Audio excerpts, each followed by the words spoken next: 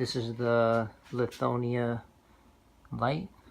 track light that I got from Home Depot. I'm just showing you what it looks like. I'm going to turn it on in a second. I got the 4-foot track and I only got 2 heads. Couldn't find anything at Home Depot.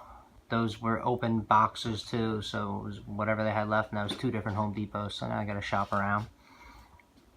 I was lazy, so I didn't feel like wiring it, so I bought the attachment with the long cord, and I ran it all the way down into the outlet down there. Yeah, I'm gonna eventually wire it in with this, and that'll be on that switch that's over there on the wall, but I'm a little lazy, so I just wanted to get something quick, and it was only $9.99, I think, so it's not too bad. Oh, here's the switch that comes with it, so, well, oops, I'll switch this on, and there's the switch that comes with it. There we go. That's the light.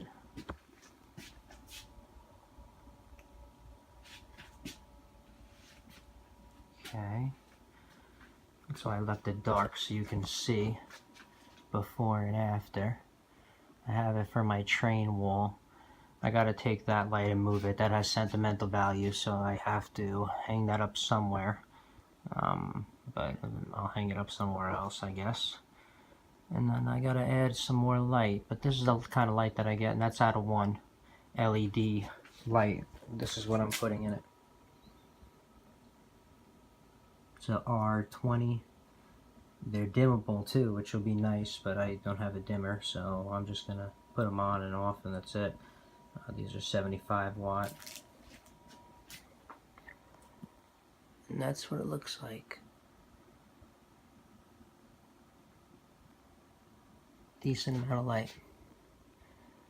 With another 2 or 3 on the wall, it should light this up great. And then I can get another. I need ones that face down, so I'll show you how bright the ones are that I'm gonna get for facing down, because I'm gonna have it on my train table over here and have a couple lights lighting it up. So, all right, I'll show you that in another video. Oh, this is the light. That's the LED bulb that I got. So when you're putting these in, make sure you pull the sleeve down when you're putting it in. See how this is a sleeve right here that moves. So you want to pull that down. When I first did it, I was trying to do it without pulling the sleeve. It was so funny. I was like, what an idiot I am. And make sure that the prongs are on the right side.